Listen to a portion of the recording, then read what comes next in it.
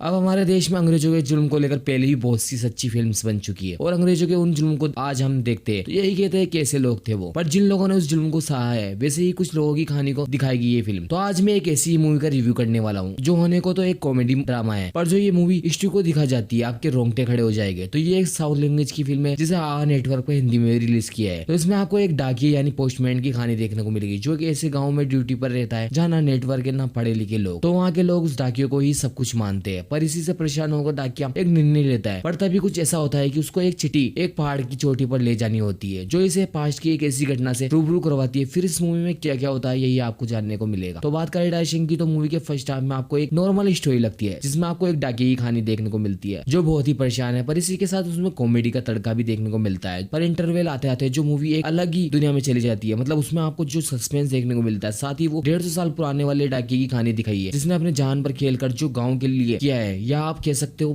भारत की आजादी के लिए किया है। मतलब जिस तरह से इस मूवी ने वो जो कहानी हमें दिखाई है आगे कितने ही जगह पे रोंगटे खड़े हो जाएंगे और उसी में जो क्लाइमेक्स और क्लाइमेक्स से पहले वाले सीन है आपके आंसू आ जाएंगे। और जिस तरह से कहानी को गाँव के कुल देवता से जोड़ा है और क्यों उस कुल देवता को इतना मानते हैं उसके पीछे की कहानी इस डाकिये से जुड़ी है जो देखकर मेरे तो रोंगटे खड़े हो गए कि भारत में ऐसे भी वीर पुरुष हुआ करते थे जिन्होंने हमारी आजादी के लिए जो बलिदान दिया है उसकी हम आज भी कीमत नहीं चुका सकते। और उतनी ही तारीफ करनी पड़ेगी मूवी के डायरेक्टर की जिन्होंने खुद ने 150 साल पुराने वाले बंदे का रोल किया है, राम अरुण कैस्ट्रो। मतलब बंदे ने जिस तरह से अपने रोल को निभाया है मतलब छा गया भाई। और उतनी ही तारीफ करनी पड़ेगी डायरेक्शन की भी। और इस मूवी में बहुत से ऐसे सीन आते हैं सेकंड हाफ में जो प्रेजेंट की कहानी को जोड़े रखते हैं और उसी में मूवी का मोरल भी है। आप ये भी समझ सकते हो कि एक पल में एक आदमी की कैसे सोच बदल सकती है, वो ये मूवी आपको दिखाएगी। और यही नहीं, जो लास्ट के सीन है जिसमें कुलदेवता का बलिदान दिखाया उस सीन को जिस तरह से दिखाया आपके रोंगटे खड़े ना हो तो मुझे आकर बोलना। मतलब साउथ सिनेमा क्या ही काम कर रहा है, इतना शानदार शॉट की आपकी उसमें सांसें थम सी जाएगी और मुंह से लफ्ज नहीं निकलेंगे और आप बस बिना बोले बैठ से जाओगे स्पीचलेस। और यही नहीं, मूवी में अंग्रेजों का अत्याचार दिखाया है और भारत में वो कैसे आए और उन्होंने कैसे अपना राज फैलाया और कैसे भारत के लोगों को गुलाम बनाया, उसको जिस तरह से फुल स्टोरी के साथ एनिमेशन के जरिए दिखाया। मतलब आप हिस्ट्री जानते हो पर फिर भी इस मूवी ने जो प्रेजेंट किया है माइंड ब्लो। और उसमें आपको अपने ही लोगों पर दया भी आ जाए, क्या कुछ नहीं सहा हमारे लोगों ने और क्या कुछ बुरा नहीं किया अंग्रेजों ने भारत के लोगों की जमीन को उनसे ही छीन कर उनको ही दाने दाने के लिए तरसा दिया। और मूवी जो कहना चाहती है कि पोस्ट ऑफिस क्यों जरूरी है और बैंक क्यों नहीं, उसका भी आपको इसमें जवाब मिल जाए। क्योंकि ऐसी जगह जहाँ पहाड़ियों पर घर है और कितने ही बुजुर्ग लोग हैं जो 200 मील पहाड़ से उतरकर बैंक में अपनी पेंशन नहीं लेने आ सकते, इसलिए ऐसे इलाकों के लिए पोस्टमैन की जरूरत है जो बेसहारा लोगों को बिना बैंक के उनकी पेंशन मुहैया करवा सके। तो ओवरऑल डायरेक्शन मुझे बहुत ही ज्यादा जबरदस्त लगा। मतलब इस मूवी की जितनी तारीफ करो कम है। चाहे आप स्टोरी के ट्रांजेक्शन बात कर लो जिसमें नए और पुराने टाइम को एक साथ जो मिक्स किया है, चाहे आप कॉमेडी और वो हिस्ट्री की बात कर लो या फिर इमोशन और वो गूज़बम्प्स वाले मूवमेंट, कितने ही सीन मैं आपको बताना चाहता हूँ पर स्पॉइलर हो जाएगा। बात करें सिनेमेटोग्राफी तो आपको डार्क शॉट्स में कॉन्ट्रास्ट कलर देखने को मिलता है और ब्राइट कलर्स में सैचुरेट कलर्स जो उस जंगल पहाड़ी इलाके को इतना पीसफुल तरीके से दिखाता है, मतलब पूरा माहौल सिनेमेटिक बना देता है। और तारीफ करनी पड़ेगी कैमरामैन की जिन्होंने जो वाइल्ड लाइफ सीन्स कैप्चर किए और उनमें उनको डाला है। मतलब सिनेमेटोग्राफी बहुत ही शानदार है। मतलब बोलते हैं ना पैसा कुछ नहीं होता जब काबिलियत हो और आपका देखने का हुनर। तो इस मूवी में वो सिनेमेटोग्राफी में देखना कि कितनी क्रिएटिव तरीके से मेकर्स ने प्रकृति और इंसान जोड़ा है। बात करें म्यूजिक की तो ये मूवी में आप 3-4 सॉन्ग सुनने को मिलते हैं। बीजीएम में भी कुछ शॉर्ट्स म्यूजिक है और हिंदी डब ओके ही है, पर जो लास्ट क्लाइमेक्स वाला सॉन्ग है उसका बीजीएम जो माहौल बनाता है आपकी आंखें नम कर देता है, पर आप सेंटी हो जाओगे पूरी तरह से। ऑल ओवर की बात करें तो मेरी नजर में ये एक मास्टरपीस मूवी है जिसमें कहानी चाहे फिक्शन हो पर जिस तरह से मूवी को बनाया गया है हर एक चीज इतनी इम्पैक्टफुल लगती है और लास्ट में आप सोच में पड़ जाओगे। और लोगों के मुंह पर भी ये मूवी तमाचा है जो स्वार्थी है और अपना अपना ही सोचते हैं। तो इसमें जो दिखाया गया है कि गाँव वालों की पीड़ा और वो पोस्टमैन को इतना क्यों मानते हैं वो देखकर आपको कुछ सीखने को मिलता है कि हर कोई आप जैसा समझते हो वैसा नहीं होता। तो ये मूवी मांस मसाले से बहुत हटकर है और आपको लास्ट तक अपनी हर एक चीज से बांधे रखती है जिसका हर एक सीन बहुत ही खूबसूरत और बहुत ही इम्पैक्ट और मूवी बहुत ही फास्ट पेस्ड है। तो अगर आपके पास 2 घंटे है तो आप इस मूवी को पहली ही फुर्सत में देखना शुरू कर दो। तो यही था मेरा रिव्यू। आशा करता हूँ पसंद आया होगा। लाइक करें, सब्सक्राइब करें। मरते दम तक फिल्मी।